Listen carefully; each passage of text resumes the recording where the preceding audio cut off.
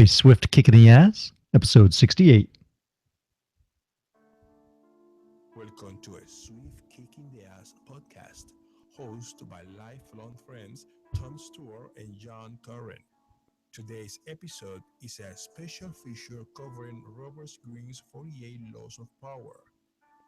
Welcome, I'm Tom Stewart, and I'm joined with my lifelong childhood friend, John Curren. And today we talk about Robert Greene's best-selling book, The 48 Laws of Power. We're going to be covering Law 24, Play the Perfect Courtier. Welcome to the show, John. Thanks, Tom. Today's judgment, let me just read that. I think it really sets the tone. The perfect courtier thrives in a world where everything revolves around power and political dexterity. He has mastered the art of indiscretion. He flatters, yields to superiors, and asserts power over others in the most oblique and graceful manner. Learn and apply the laws of courtiership, and there will be no limit to how far you can rise in court. And I think that what this chapter is really about is about knowing the system, how the system works, the rules, the history, and then using that to your advantage. I don't see anything manipulative really about knowing how a system works. I think in modern day life, especially if you work for a large organization, there are systems in place, and you're a fool not to take advantage of those systems. For instance, if you build time off, if you work a certain number of hours, then you're entitled to taking that time off according to that system. I think you're a fool if you don't take advantage of the benefits of that system. And that's what this chapter is really about. It's about knowing the system and then working it towards your advantage. Well, I see this chapter too as very Machiavellian, John. I do see it can be used in a sneaky way. And I can think of a character from a popular show called The Game of Thrones called Littlefinger. And if you're not familiar with the show, Littlefinger is it's like a council. And, he's part of the king's council, and he always has his own agenda. And he'll never confront the king. He'll never put himself in jeopardy, but he is very persuasive and will use his ability and his rank to find his power play using techniques that are very similar to this. Yeah, he uses his position to his advantage, and like you said, he has an agenda. And I think that all of us are out there and we're working the system with a certain agenda in mind. I mean, ultimately, for me, I want to be able to retire one day. I want to be able to not have to work for a living. That's I want to provide for my children. I want to provide for my family and my life. And I don't see that as necessarily a bad thing, whereas manipulation is often seen as something negative. I don't think that's such a bad thing in today's world. I think it's using something that's in place to your advantage, and that's not necessarily a bad thing. Going to Littlefinger's examples, Tom, is that necessarily a bad thing that he has an agenda? I mean, he's watching out for himself, and he's obviously survived in a world that's very cutthroat. So whatever he's doing is working for him. Yeah. And, think about today's world. It's pretty cutthroat. Right. We're just not chopping each other's heads off and stabbing each other through the heart. Let's hope not. We're just laying off people and, surpassing them in our career fields and what have you, or. Right. So, I think too, and we've talked about this in other episodes, we're talking about the laws of power, is that sometimes it's being aware of these rules and these laws that you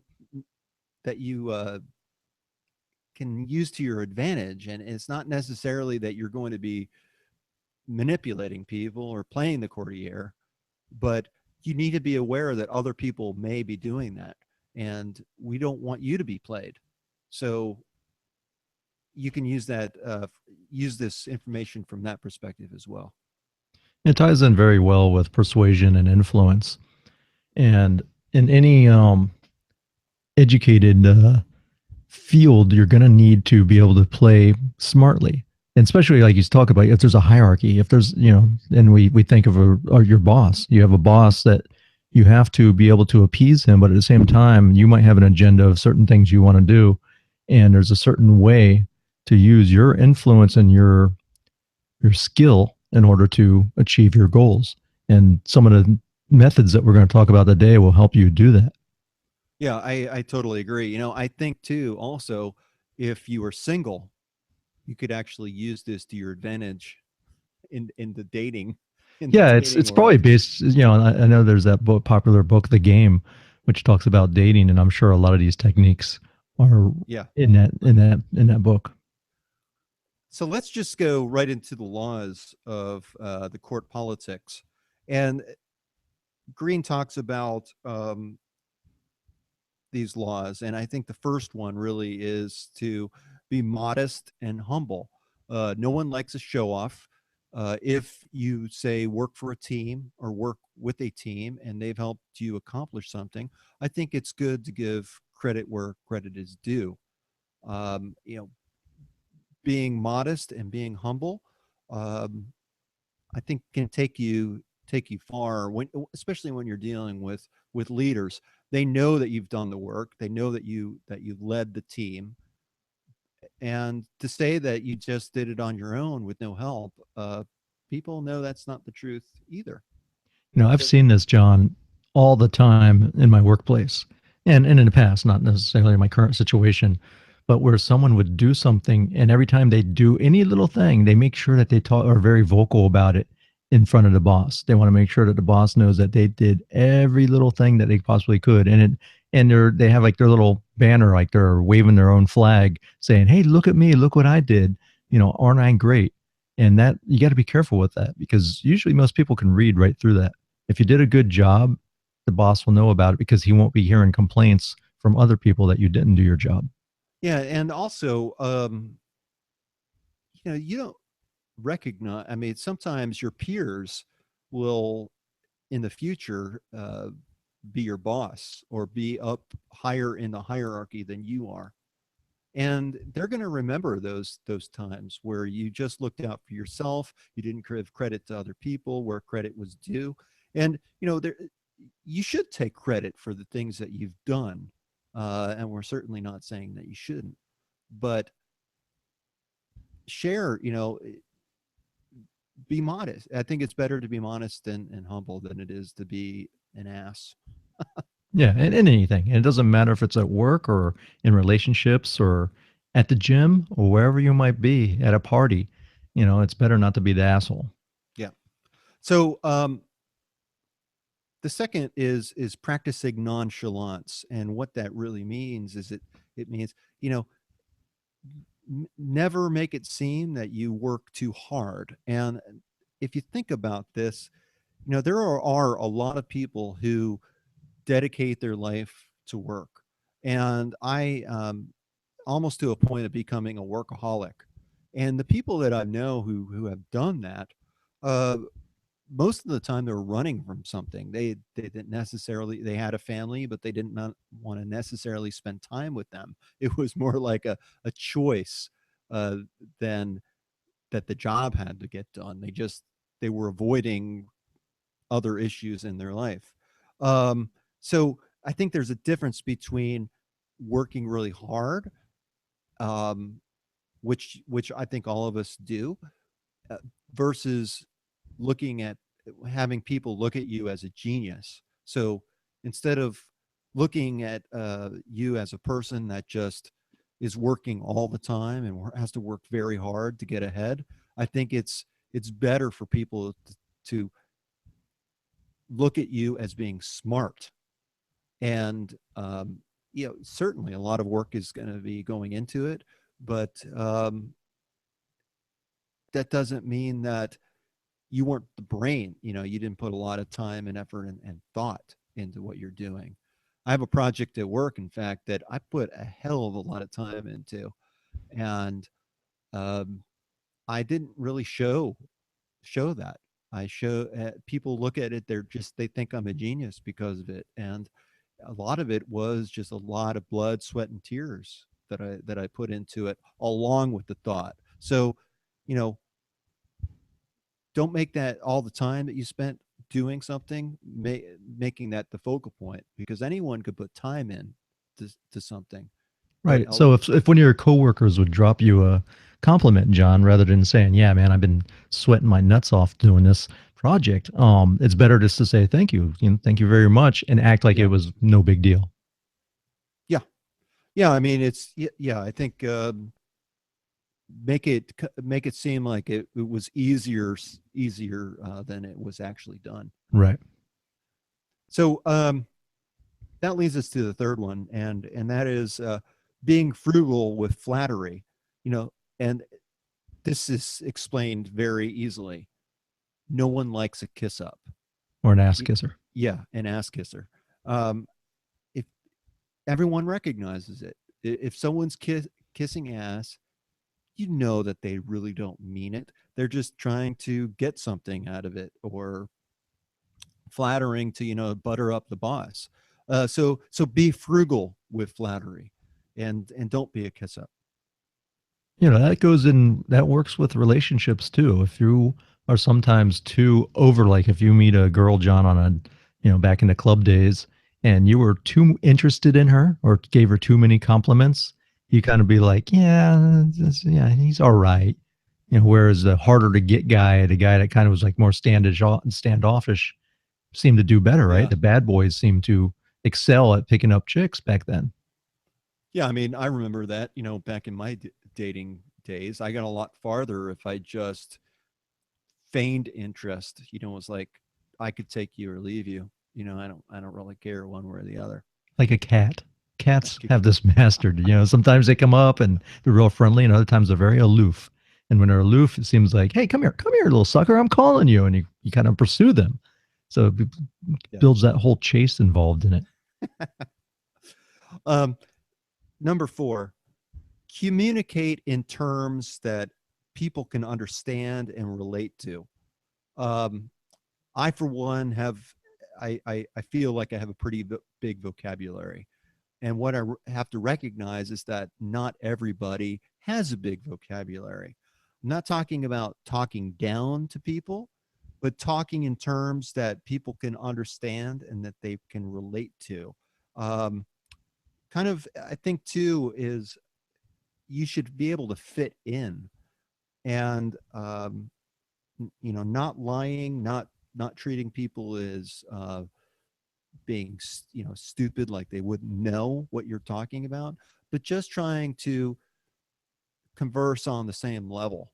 I think goes a John, long you see way. this a lot in different careers that have buzzwords Yes. or acronyms. The military, when I was in the military, I mean, they had an acronym for everything, PDA, public display of affection, when you're kissing your girlfriend and you're wearing your uniform. It was called a PDA. But you say a PDA to the average person, they have no idea what you're talking about. And the military was rife with it.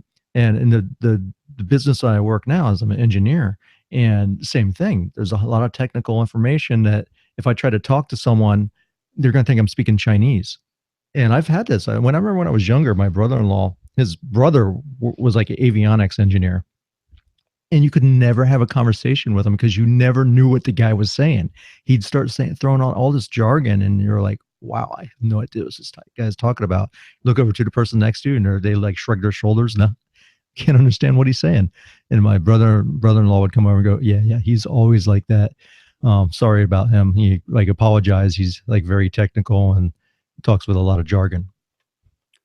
Yeah, and no one really likes that, and a lot of the time too, if someone doesn't really understand what they're saying, what you're saying, I mean, sometimes they'll call you out on it for certain, but other times they'll just go away, confused, not really understanding what point you were trying to make, or You have what to you were trying to tell them. You have to be aware of that when people are trying to sell you something too, because a lot of times salespeople will drop a certain jargon or another acronym to try to slip it in so it sounds like it's important, and you're like, hold on, what's that? What does that mean? Could you please explain that to me?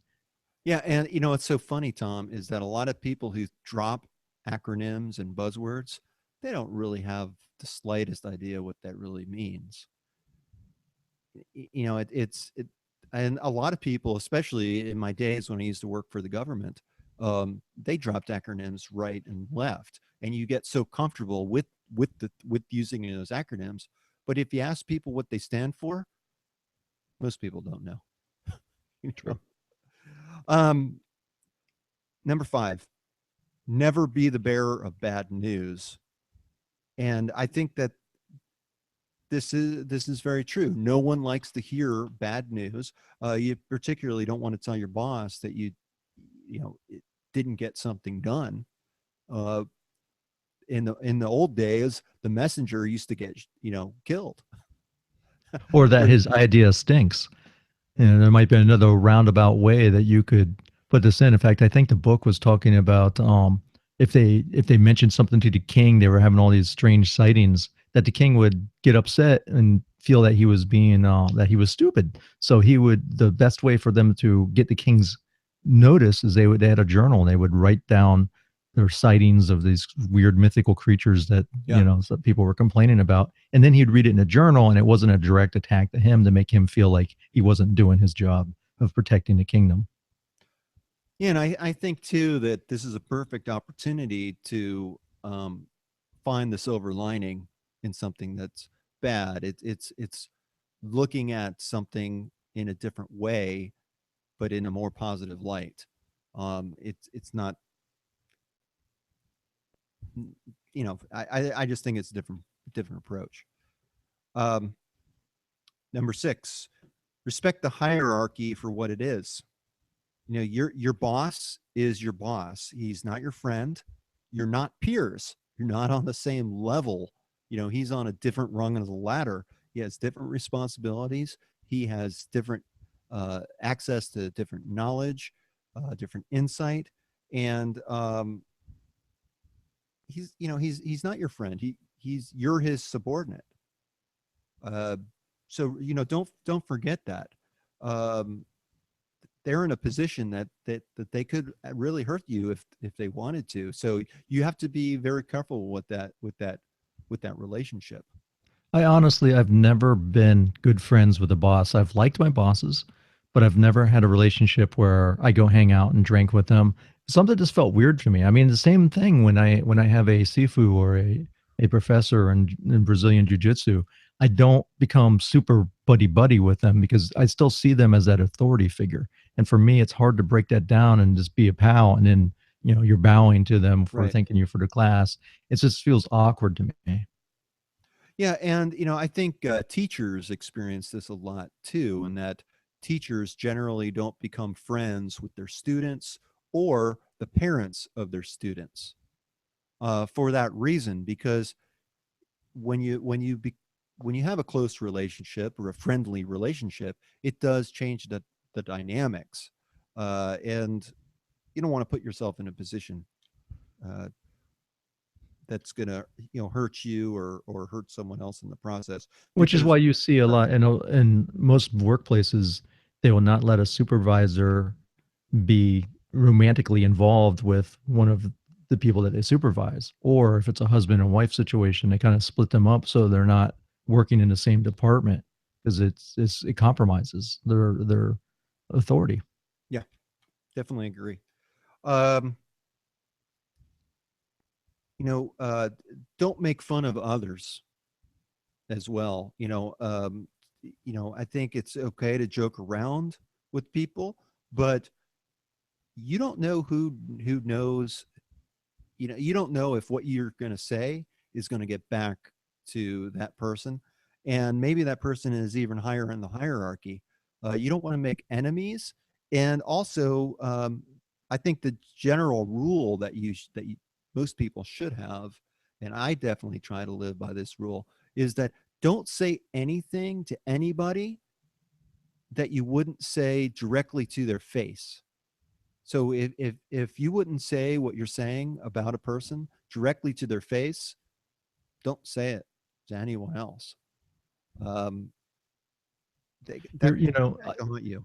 you're right. And I was listening to something earlier today, and I heard a quote from Warren Buffett, and Warren Buffett was talking about something very similar to that, where he was saying that if you don't want, if this would, it was like a newspaper test. If you didn't want it printed in a newspaper, if you being embarrassed by it or didn't feel good about what you were doing, and it wasn't being able to be printed, don't do it or don't say it. Mm, Yeah. I know I'm probably dating myself, but LL Cool J, Mama's he gonna knock you out. yeah, he said that he didn't want to write any music that he wouldn't want his kids listening to. And I think that's, a pretty good thing. It's it definitely protects yourself. And when you're dealing with a work situation, if you're talking about other people, those other people may be your peers right now, but things change in an organization and they might one day be in a position of power above you, or maybe even you report to them. Who really knows? And you don't want that bad blood in between you. uh Better just to keep those kind of thoughts to yourself, not make fun of people. And also, I think most people realize that if you're making fun of somebody else, chances are you're going to be making fun of them to somebody else. It's you're going to be talking with if you're talking about other people, you talk about other people with, it's not just limited. You're talking about everybody. Hey, speaking of LL Cool J, you know how you embarrass a 13-year-old boy? Me and my son Hunter the other day, we were leaving our house, and I have electronic gate in the front, and I didn't have my clicker with me. And my grandmother, or maybe my mom, lives in a house adjacent to ours, and the kids always call her Mama. So I said to Hunter when we were leaving, I said, I hope Mama doesn't lock us out. And as I was driving away, I started singing, "Oh, Cool J's Mama's going to knock you out," but saying, "Mama's going to lock you out." And he was like, "Oh, Dad." And he was like putting his hands over his ears. It's funny. uh, yeah, the list of how we embarrass our kids gets bigger and bigger every year. I'm just preparing mine for that. Um, do yourself a favor and don't ask others for favors. Um, there's a law of reciprocity involved here, that if you ask someone for a favor, then they're going to definitely come back to you wanting to be repaid. And in a hierarchy, it's better that um, people owe you favors rather than you owing them favors. I agree, because you never know when they're going to call that in or what they're going to call in. And then you feel obligated to help them out. Yes. So don't ask for favors, and that's just a safe approach. Be willing to own your mistakes and be self-aware that when you make mistakes, you are able to not only own up to it, but also uh, show people that you're doing something about it, so that it's not repeated. In many instances, I think we all make mistakes, and it's human. But when you don't own up to it, people know. I mean, you're not really hiding anything from anybody. People know that you make mistakes, um, and they respect that you can admit that you did something wrong, and this is what I'm doing so it doesn't happen again. And I think that goes a lot farther than just trying to cover it up. Um, Also, treat others the way you would want to be treated. I think that's a good rule to live by. Um, Anything to add? You threw me because I think you changed the name I of what did. the, yeah. So I'm a little lost. I was on never joke about appearances or taste. Is that where you are, or are you on something different? I don't know. I mean, I went through the rules and I kind of, John started making up his own rules. well, I mean, it is in there about, being willing to own your mistakes and be self-aware. Um, I think it was don't be the court cynic. Probably is what that is talking Well, about. also, when I did bring up never joke about appearance or taste, they're talking about having a lively wit and humorous disposition are essential qualities for a good courtier. But there's times when you don't want to be vulgar. You also don't want to make jokes directly about someone's character or about their appearance. I had an issue one time, John, and I wasn't making fun of someone's appearance, but I was sick of a job and I did not do the right thing. What I did is, since I was an engineer and I was working with IT as well, this is back like in the 90s. Um, my boss, I didn't really appreciate him very much. So what I did is I put a picture of a monkey holding a machine gun, smiling, and I wrote on Microsoft Paint, "You've been hit by the Stealth B monkey virus," and I put this as his desktop wallpaper. All right. So he gets into his office, he sees this, he calls me, he's like, Tom, there's I see this Stealth B monkey virus. Have you ever heard of that? And I say, hey, don't worry about it. All I've heard is that it doesn't mess with your files. All it does is when you send someone an email, it will go, "Ooh, ooh, ooh, ah, ah, ah." And so that was the thing, right? So I made sure that every time I visited another station, I went to the general manager's desktop and put the same wallpaper on there. And I would change it every day. So I had monkeys riding ballerinas. I mean, every day, because I'd go on and say, oh, let me get it off there for you. I cleaned it off, put his regular, corporate background. And then the next day I would put another one up, like 3 monkeys, 4 monkeys, a whole barrel full of monkeys, all doing different things. And I thought it was hilarious. But my mistake is I told one of the guys I worked with, and it got out. You know how that works. When you tell someone, eventually it's going to get out, and someone's going to find out what you did.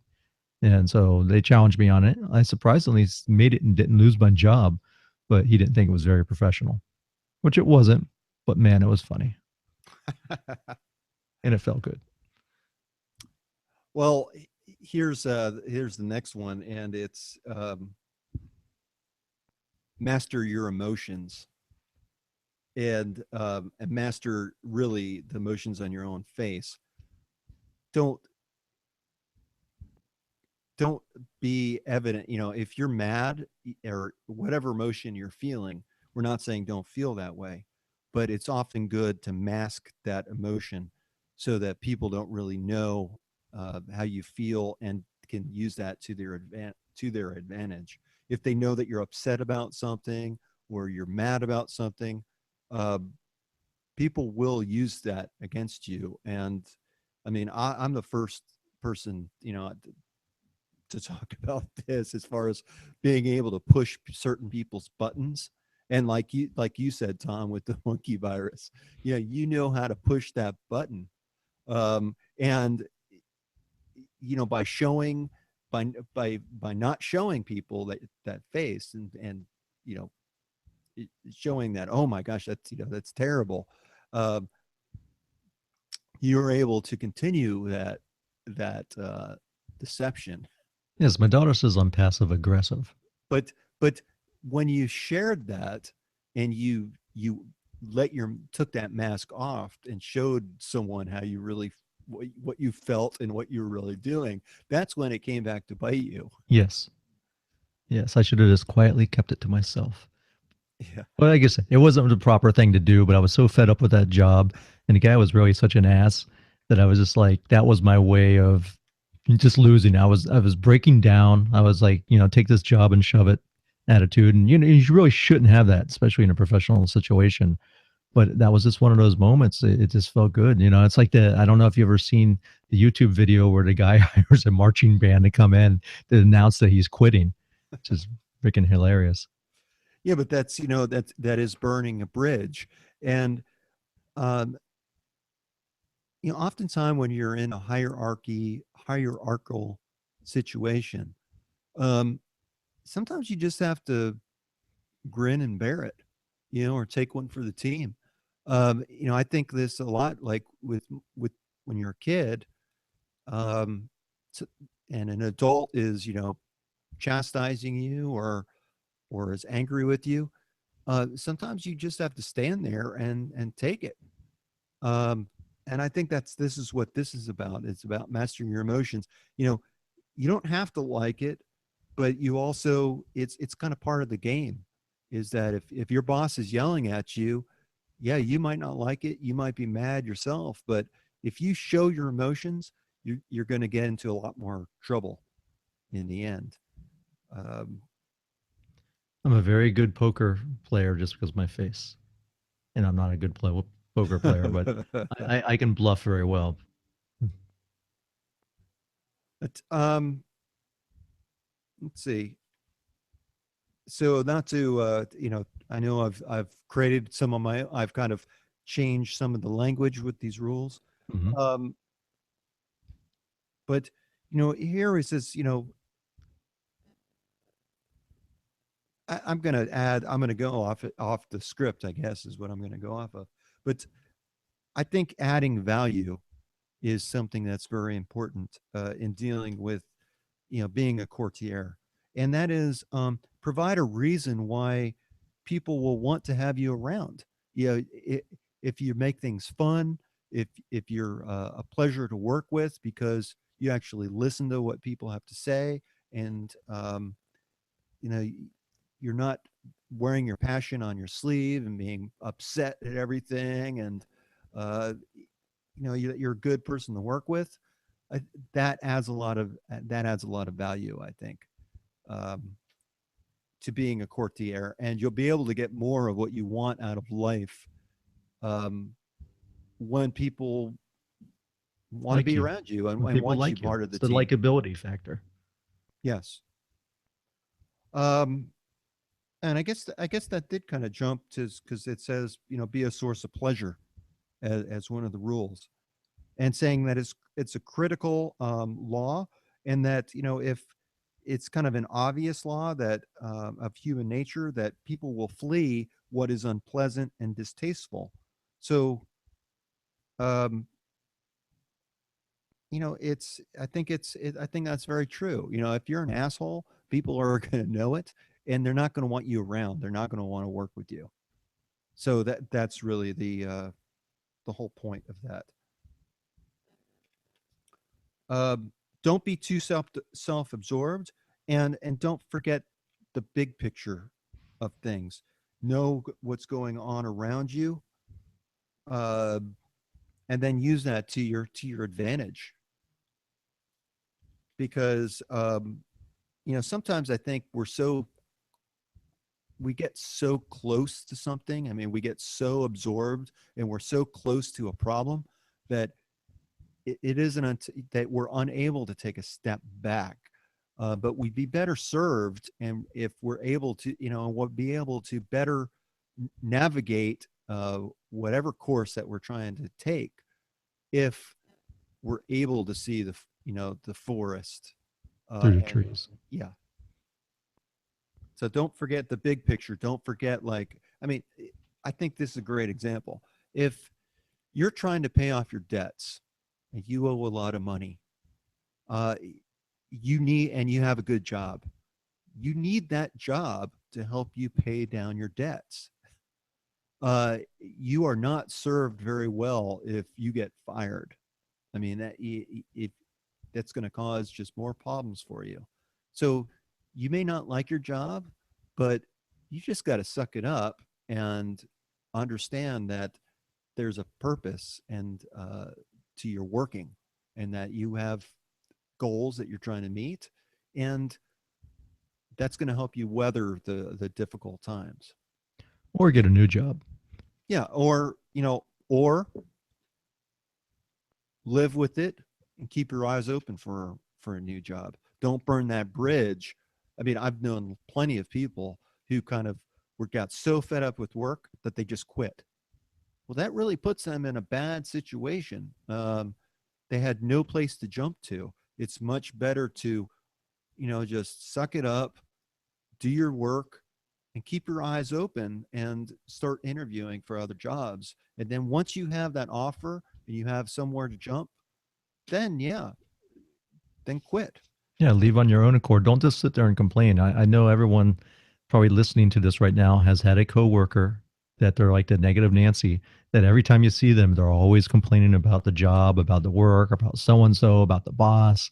And if someone's so unhappy, it's just like, well, why Yeah. don't you leave? You choose to work here. No one's forcing you to work here. Yes, I agree totally. So that's all the laws that I had written down, and I think that's really the core of this chapter.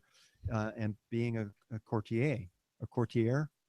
I know we always butcher What these about these words. fit the spirit of the times? You didn't touch on how a slight affection of the past era can be charming as long as you choose a period at least 20 years back. But they're basically saying don't come in dressed like a hippie and be like, man, it was cool back in the old days, back in the 60s. That was the only way to rock, and you're stuck in that era. And I see this in my career field. What happens is technology is constantly evolving.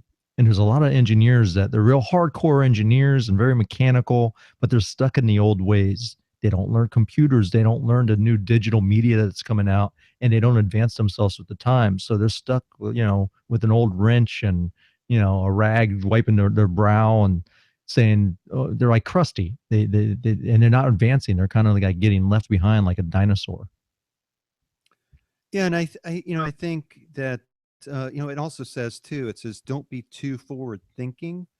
However, because no one will understand you, and from my perspective, I'm a very strategic person. I like to think about the future, and I'm always kind of look out ahead of me. But I don't really necessarily share that with everyone.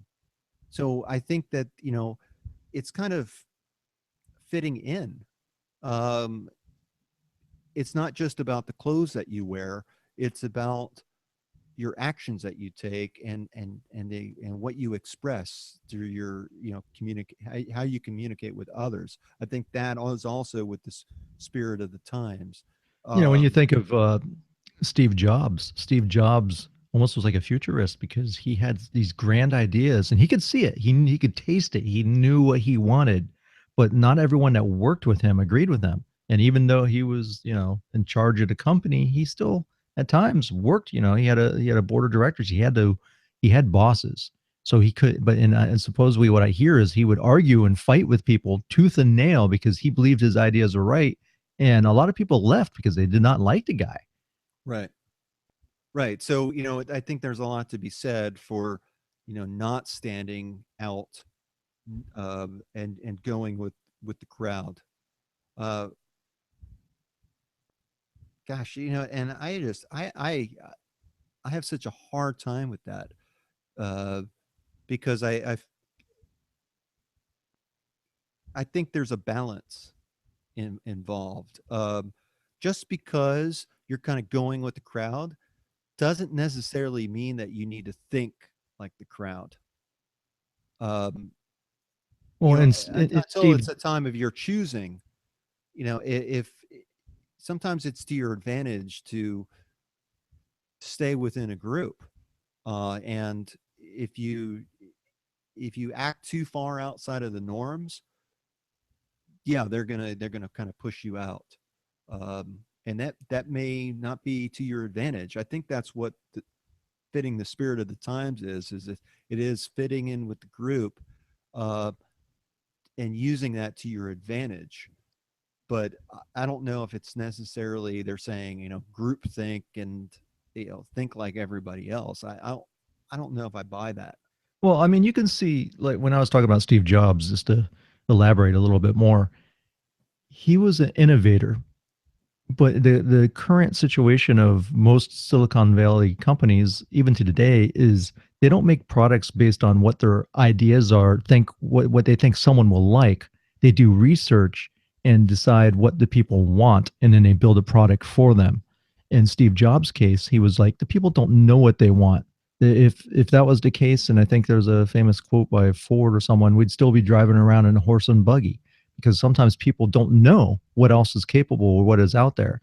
And Steve Jobs was one of those people that stood out and said, no, I'm going to make my thing my way, and people are going to buy it. sometimes there's many people like that that fall along the wayside because they don't get the research and no one buys their product. Luckily Steve Jobs was a genius and he had an idea of what he did want to sell and that people would like it. Yeah, and I think it's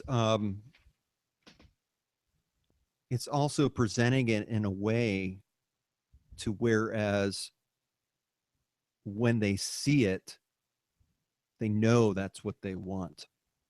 But but without seeing it, they really don't have any idea. It's really I think there's an art to that.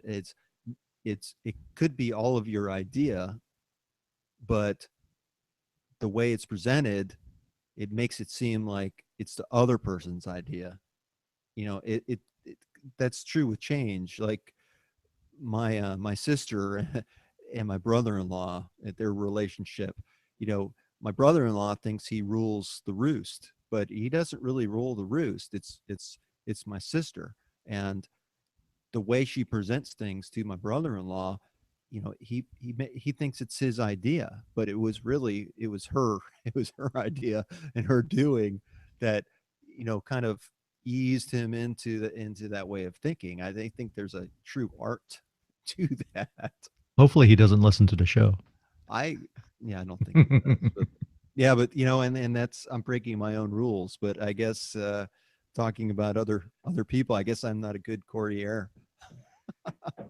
One thing in radio that it was like one of the principles that you don't do is you always, even if we're in a studio and there's a microphone, you never trash talk someone else because you have to assume that that microphone is on, even when it's off. And Yeah. yeah, I'll give you a quick short story. I know I always pepper these things with little stories, but there was a girl named Diana, and we were doing a live broadcast, and she had hooked up our system. She was checking the console. Okay, everything's working good. And on the other line, she had a friend that was working at a competing radio station or something like that. So she starts talking with her and she's starting to talk crap. Well, she's not paying attention to what she's doing. And she had the button push on the fader that put the phone on the air. So her entire conversation with this girl is going out live over the air, mixed over to music. Oh my And so it was gosh. just a cluster. And we heard it. I was on the live broadcast and we're trying to dial in, but because she was on the line, it was busy because she was using the hotline, which she should not have been. That was the line that we used to bypass all the other lines to test our remote broadcast. So she's there for like 20 minutes talking all kinds of crap about the general manager, salespeople, talent. And the next morning, there was a very popular guy down here that had an AM radio show, and he just crucified our station. He was making, he had clips of it. He was playing. It was bad. If you remember Neil Rogers, if anyone's from the South Florida area, Neil Rogers tore our station a new asshole. Yeah, and I mean, you see this time and time again with politicians, whereas they they they say one thing in their speech, but then someone either is planted in their campaign or somehow a recording comes out of them talking about how they really feel with somebody else, and then it blows up their chances of reelection. It happens time and time again. It's a political tactic. So I think we should probably wrap this up, but there is a section of the book, the last part of this section, which I want to read, and I think it says a lot. Courtiers are like magicians. They deceptively play with appearances, only letting those around them see what they want them to see. With so much deception and manipulation afoot, it is essential to keep people from seeing your tricks and glimpsing your sleight of hand. So again, this is knowing the system, uh, working that to your advantage, and being a courtier. Sounds good. They're like magicians. Be a magician, my friend. Don't show anyone your tricks.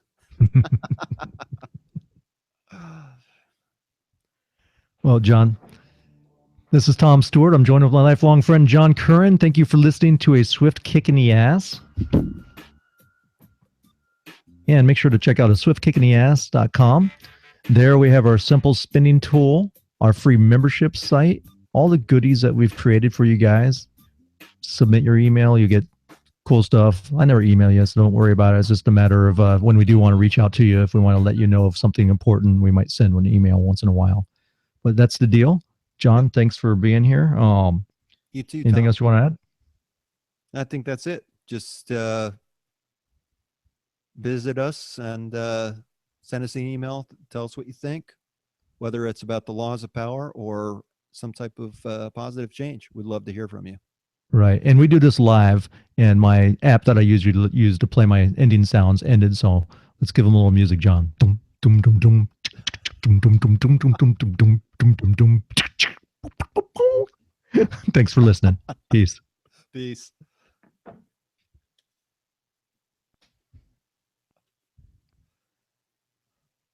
Well, It's still live.